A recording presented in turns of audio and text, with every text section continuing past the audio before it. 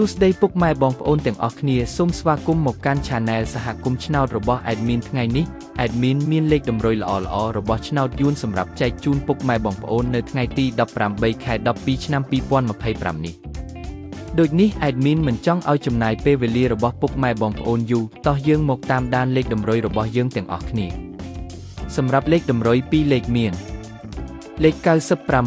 96លេខ58សម្រាប់លេខតម្រុយអូស2លេខមានលេខតម្រុយទី1រអូស90និងលេខតម្រុយចុងក្រោយអូស50សម្រាប់លេខតម្រុយ3លេខមាន298គុណ